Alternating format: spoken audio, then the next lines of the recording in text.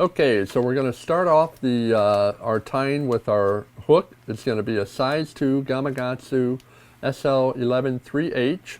There are other hooks you can use. You could use a Mustad 3407 DT size 2.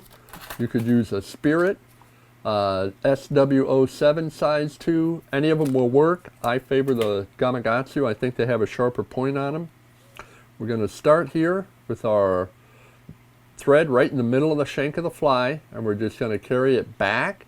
If we hold that tag end at like a 45-degree angle, it'll automatically lay those thread wraps one right next to the other. Get back just before the hook point. I'm going to cut off my tag end and then carry a few more back to the hook point just to cover up that tag. I always like to twirl my thread because thread is a bunch of fibers and we want to keep that tight.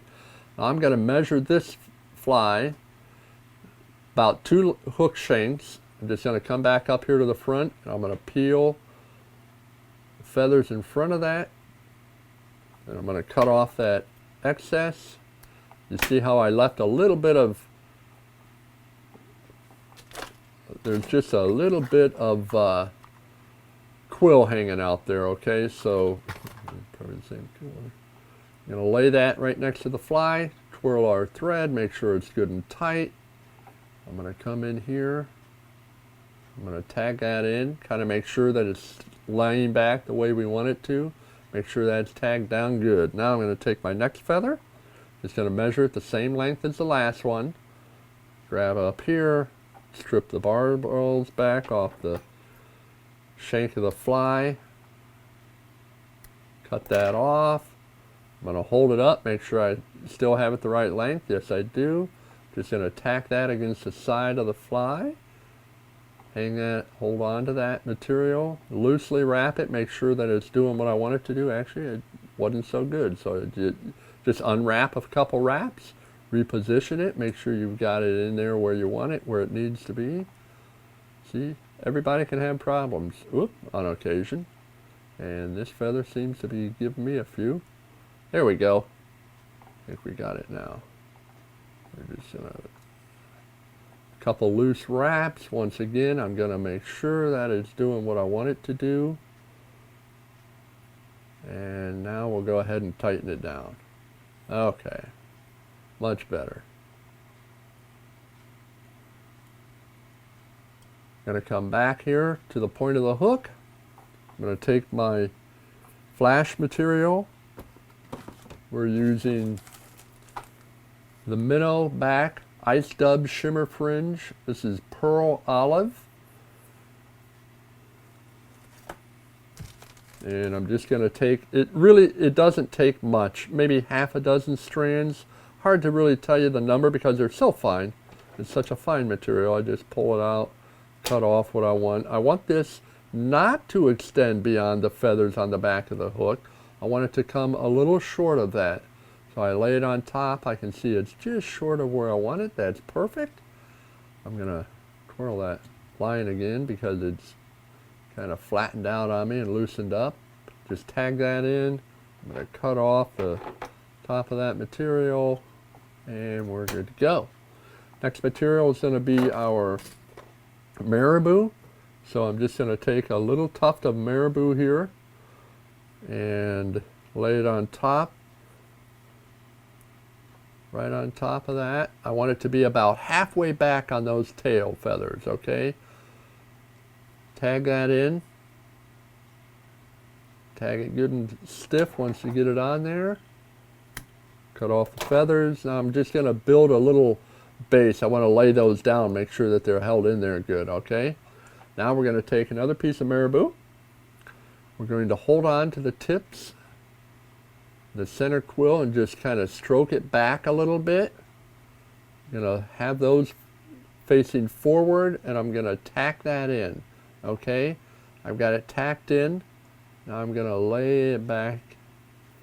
I'm going to carry this to about a hook eye from the front of the hook. So if you can see here, my thread is stopped there. Here's my hook eye, and I've left the gap of about a hook eye. Okay, so that's what I'm talking about when I say a hook eye. Now I'm going to palmer this forward, which is simply wrapping this fly around the shaft of the hook. As we go, get going a little bit, make sure you pull those fibers back. We want them to lay back.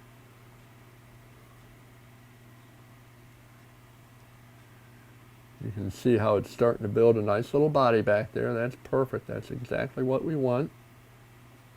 I'm just going to palmer this all the way up to where my thread is. When I reach that point, I'm going to come back over, tag it in. Then I like to put what's called a locking wrap. I go under and I'll go over one more time. Okay? That's in. It's not going anywhere.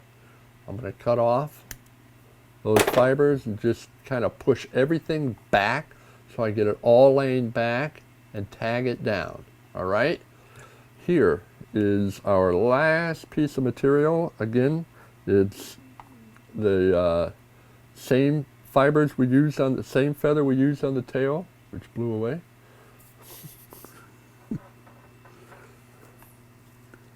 So, get another feather here, because that blew away. Just going to stroke back those fibers so that they stand out, okay? And I'm going to tie it in with that feather facing forward. I've got it in, I go under, and then I go over one more time. That's my little locking wrap. I'm going to cut off that tag end sticking forward. I'm going to take my thread to the hook eye, where we will eventually finish it off. And I'm just going to palmer this. As you do this, make sure every time you go around, you pull those feathers back, okay? These you want to face rear, not forward. So we're just stroking them back, and we're going to go all the way to the hook eye. When we get there, we're going to one over, one in front, one over. It's locked. It's not going anywhere. Cut that feather off nice and close, and this fly is almost done. All we have to do is build a small head. We don't want to get crazy here. Small head, take our whip finish tool, and we finish it off. And that's it. We're going to cut off our thread. I'm going to take my red marker. I like to give them a little red nose. Just touch that thread and it'll just soak up right around it. I can turn my vise. That's it. We are all done. What we've done is made a little cone shape head in the front of that fly, and that'll push water a little differently than if it were marabou. So you're going to give this fly automatically gives a little bigger push out of it, and it can be a little more of an attractant. And there's your finished product. Great redfish fly.